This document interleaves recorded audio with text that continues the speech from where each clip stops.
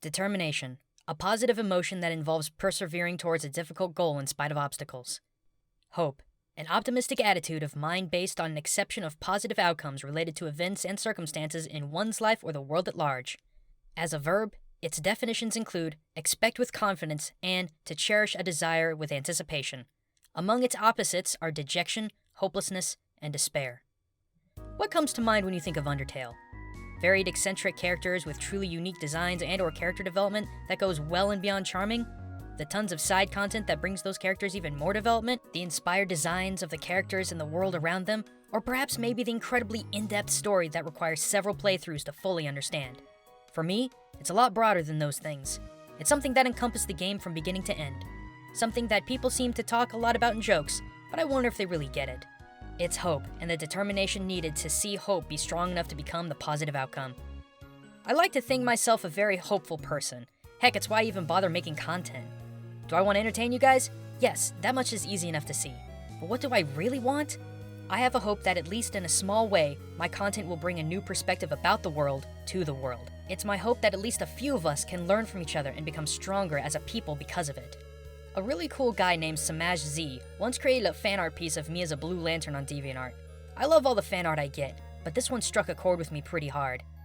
Though I'm not a big DC guy, the Blue Lantern Corps was a group that I was always fascinated in due to their power coming from hope and using that power to bolster the power of their allies. In a way, I like to think of myself as something like that. But back to Undertale. As a game, it probably wouldn't be in my top 5, but as an experience, I think the only rival I could say would be Flower. It's a kind of game I haven't experienced in a long, long time. It's a game about hope. From the first encounter of the game to the last, hope remains a constant theme. Though you're never really told, the game and everything in it has a hope that you, the player, will do what's right, even if it's hard. Toriel has a hope that you will be a good child. Asgore wanted to bring hope to his people by whatever means necessary. Flowery, numerous times, conveys how hopeless everything is in this kill or be killed world. But no matter how difficult the game can be, how evil certain characters are, or how impossible things seem to become, there's always hope by means of determination. And that is the other, probably more poignant motif in this game. Every time you save, you're told you feel determination, and no matter what kind of run you're doing, you need it. The neutral ending requires determination in order to complete it for the first time, especially when it comes to the end boss. The pacifist ending requires determination that you get through every hazard of the game while retaining the same 20 health you've always had. No easy task. And the genocide run requires the determination for you to continuously cut down every innocent being in your path. It's exhausting, not to mention that last fight. Oh, that last fight.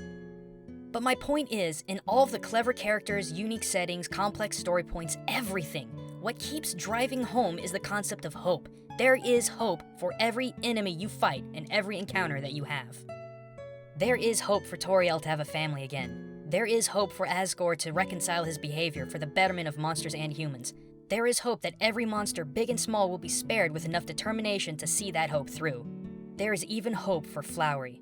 There is nothing in this game that is without hope of redemption. All that is required of you, the player, is to have the determination to see that goal through. You don't see a lot of games like that. One of the big reasons I tend to stay away from AAA games is their dark, gritty, and hopeless nature. These games are constantly showing you just how worthless, evil, and monstrous humanity can be. And in many circumstances, there's no hope for them, or even you. There is simply the somber and sobering story of life is cruel and then you die. That seems to be a lot of our media culture today. Harsh realities as entertainment. I understand that there are people that like that kind of thing, and that's fine, but I'm not one of them. For the life of me, I cannot understand why, in a world of heartlessness, violence, mercilessness, torture, and just flat-out evil, people find solace in an escape that continues to send them the message that life is dark and dreary. All it takes is one look at the news, and you can see how terrible life and people can be. Is that all there is? Is that all there can be? People openly mock me because I believe in fairy tale endings. Endings where there's a triumph over evil, where there is redemption, compassion, and everyone can be happy.